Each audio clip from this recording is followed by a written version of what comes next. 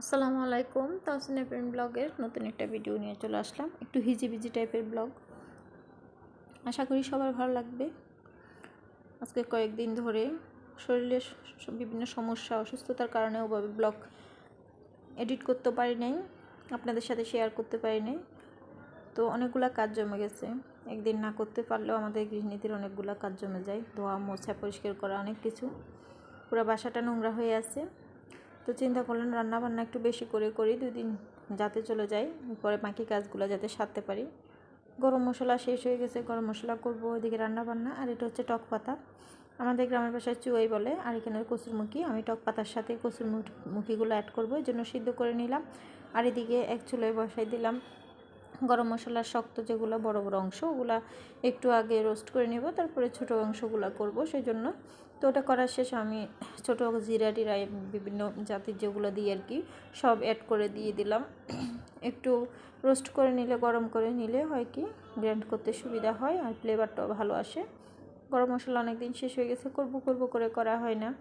এই যে কাজের ফাঁকে ফাঁকে শরীরটা একটু, ঠান্ডার সিজন আসলে বেশি খারাপ হয়ে যায়।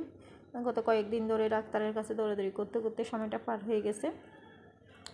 এদিকে কচুরমুখীগুলো সিদ্ধ হয়ে গেছে, আর এখানে আমি যা যা অ্যাড করলাম: কাঁচামরিচ, রসুন কুচি, পেঁয়াজ কুচি, চিংড়ি মাছ আমি একটু কুচি করে দিই চিংড়ি মাছ সবসময়, আর হলুদের গুঁড়া, মরিচের গুঁড়া, সাদা তেল, আর সাথে দিয়ে দিব যে কচুরমুখী সিদ্ধ করে রাখছিলাম, ওগুলা ভালো করে চটকায় নিব। চটকায় মেখে পানি দিয়ে তারপরে ঝোল করার জন্য, ফুটানোর জন্য বসাই দিব। ঝোলটা ফুটে গেলে তারপরে আমি যে টক শাক ওইটা অ্যাড করে দিব, মানে চুয়াই শাক আর কি, অ্যাড করে তারপরে ভালো করে ফুটাই, রান্না সেদ্ধ হওয়া পর্যন্ত রান্না করব। টকটা ঠিক আছে কিনা টেস্ট করে দেখব, তারপরে আমি এটাতে বাগার দিয়ে দিব, নামিয়ে ফেলবো, রেডি হয়ে যাবে, খাওয়ার উপযোগী হয়ে যাবে আর কি। যেটা বলতেছিলাম, আমাদের গৃহিণীদের নানান সমস্যা। একদিন যদি ব্রেক নিই কাজ থেকে, তাহলে দেখা গেছে এদিক দিয়ে ধুলা পড়ছে, এদিক দিয়ে ময়লা পড়ছে, এদিকে কাজ হয় নাই। ডাক্তারের কাছে বউকে রেখে গেছিলাম, আমি বাসায় কাজ করতে দিয়ে গেছি, আসি দেখেছে ঠিকঠাকভাবে কাজই করে নাই। তো এই সমস্যা আর কি আমাদের নিত্যদিনের, প্রত্যেক গৃহিণীদেরই। এখানে ঝোলগুলা দিয়ে আমি আগুনটা দিয়ে দিলাম, দিয়ে আমি অন্য কাজই করব। আর এদিকে গোলমরিচও শেষ হয়ে গেছে, যেহেতু আমি প্রত্যেকটি রান্নার মধ্যে, বেশিরভাগ রান্না মাছ মাংসের মধ্যে আমি গোলমরিচটা খাই, আমার কাছে ভালো লাগে, কাঁচামরিচের ঝাল আর গোলমরিচের ঝাল আর কি। আমি স্পেসি একটু বেশি খাই, কারণ আমার কাছে লাল মরিচ, শুকনো মরিচ বলেন, সব ভ্যারাইটিস আইটেমই পাবেন। আমি সবসময় একটু ঝাল ঝাল রান্না পছন্দ করি। আর এদিকে মুরগিটা একটু হালকা ভেজে নিলাম। কক মুরগিগুলা এমনি এমনি আস্ত রান্না করলে মজা নাই, একটু ভাজা করে রান্না করলে মজা হয়। আর মূলার সিজনে আমার কাছে মুরগির সাথে একটু মূলা আলু অ্যাড করলে ভালো লাগে।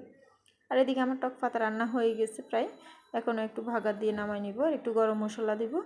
অনেকে পাঁচফোড়নে দেয়, শুকনো গোটা লঙ্কা অ্যাড করে, চাইলে দিতে পারেন, বাগারের সাথে সমস্যা নেই, টেস্ট আছে। আমিও করি মাঝে মধ্যে, এক এক সময় এক একভাবে রান্না করলে মজা হয়। সেটা আমার ক্ষেত্রে না, আপনাদের সবার ক্ষেত্রে এটা প্রযোজ্য।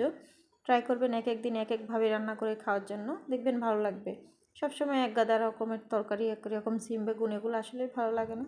যদিও আমার বাসায় শীতের সিজনে অনেক সবজি খাওয়া হয়, আমি 12 মাসই সবজি প্রেমী মানুষ, কিন্তু শীতের সিজনে আমি সবজিটার একটু বেশি খাওয়ার চেষ্টা করি।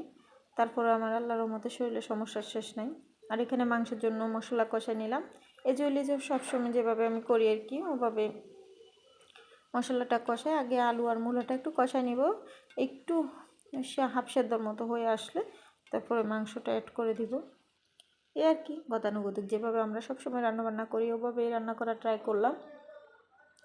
শরীরটা ভালো থাকে না, বিভিন্ন সমস্যা, তারপরেও রান্না করতে হয়, জীবন তো চলতেই থাকবে। আপনার শরীর ভালো না থাকলেও করতে হবে, সংসারের কাজ বলে কথা। একদিন যদি রান্না থেকে বিরত রাখি, শরীরটা একটু মানে ভালো লাগতেছে না, বাইরে বসে থাকি, তখন দেখা গেছে অনেক খারাপ লাগে, মানে কাজগুলো মনে হয় সব পুরো ঘরে এলোমেলো হয়ে আছে। আর এদিকে গোলমরিচও করবো বললাম, এগুলো একটু রোস্ট করে নিছি, একটু আগে থেতো করে নিব।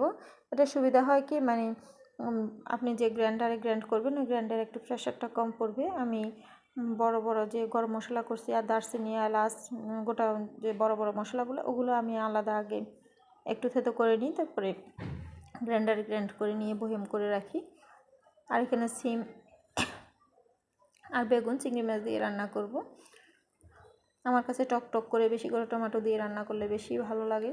আমি এই ধরনের খাবারই পছন্দ করি। তো রান্নাবান্না শেষ। তো সবাই ভালো থাকবেন। আল্লাহ হাফেজ। আসসালামু আলাইকুম।